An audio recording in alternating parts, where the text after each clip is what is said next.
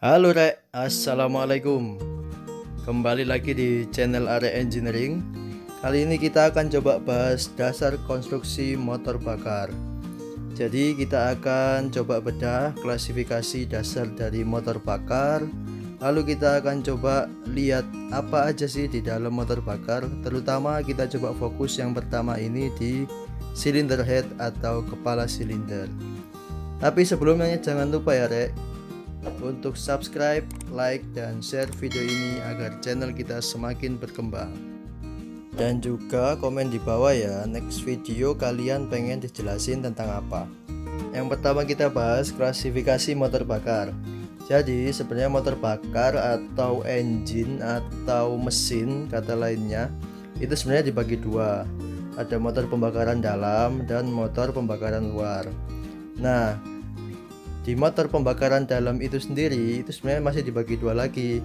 Ada tipe motor bensin dan motor diesel. Nah, kita fokus di motor bensin dulu ya. Motor bensin itu sebenarnya dibagi dua lagi. Ada motor 2 tak dan ada motor 4 tak. Contohnya di kehidupan sehari-hari kita ada Vespa, Ninja, RE King, dan lain-lain. Itu untuk motor 2 tak.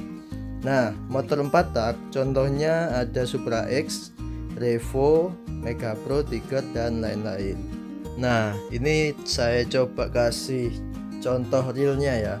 Ini contoh motor 2 tak.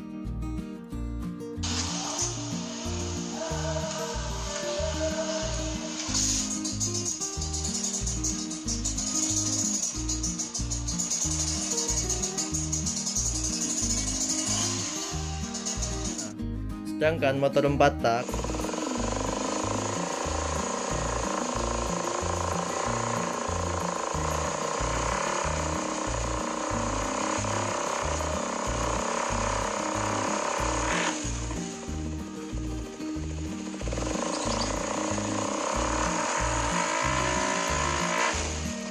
kalau secara visual bisa dibandingkan seperti ini teman-teman.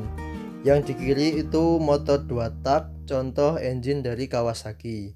Sedangkan yang di kanan itu motor 4 tak contoh engine dari Honda. Nah, secara konstruksi dari luar bisa dilihat seperti itu ya teman-teman.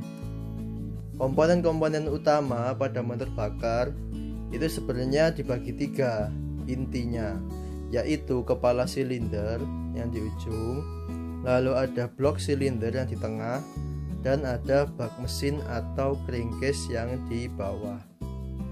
Nah, yang pertama pada episode kali ini kita coba fokus pada kepala silinder atau cylinder head ya. Secara konstruksi dari kepala silinder ini atau rumahan kepala silinder ini saya kasih contoh antara motor 2 tak dan motor 4 tak. Nah, secara konstruksi memang lebih sederhana yang ada di motor 2 tak ya. Nah, fungsi dari kepala silinder itu sendiri yang pertama yaitu sebagai ruang pembakaran. Yang kedua, dudukan busi. Lalu ada tempat saluran water jacket untuk motor yang berpendingin air. Dan untuk 4 tak ada mekanisme katup dan tempat pemasangan saluran masuk dan saluran buang.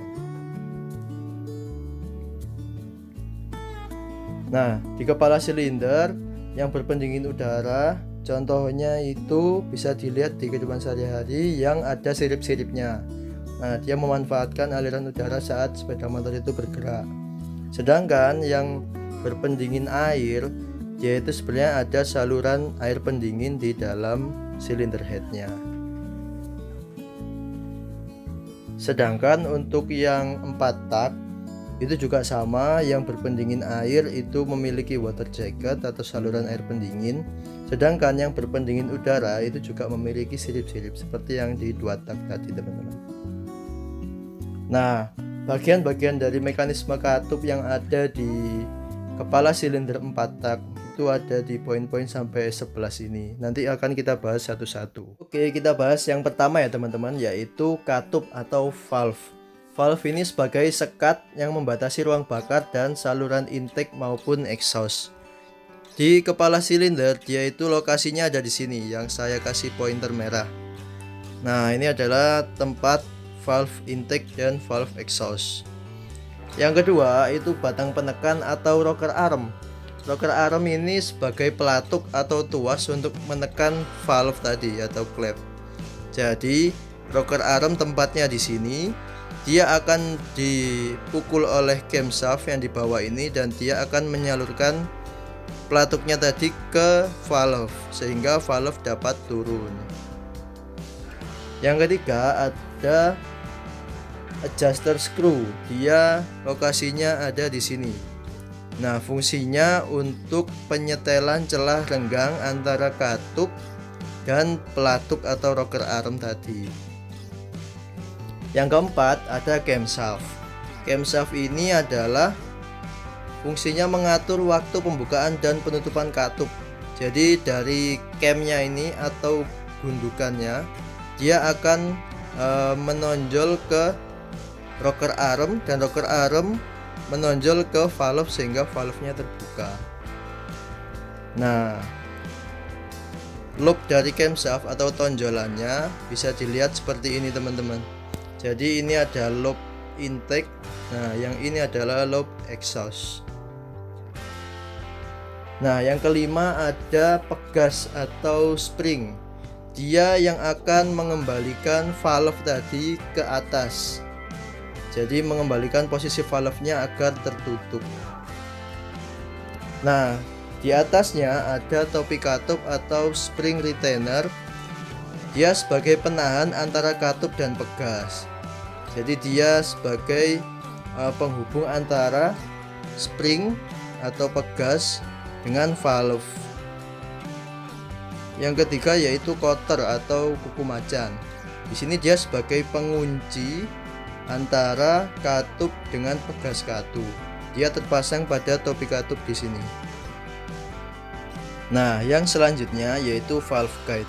Valve guide ini fungsinya untuk menuntun katup tadi agar gerakannya naik turun dan tidak goyang. Jadi dia rapat ke katup tadi. Yang selanjutnya yaitu valve seal, yaitu sebagai seal atau pencegah oli masuk ke dalam ruang bakar melalui celah antara klep dan valve guide. Yang selanjutnya yaitu sprocket noken as atau sprocketnya camshaft. Dia menggerakkan noken as yang berasal tenaganya dari putaran poros engkol atau crankshaft.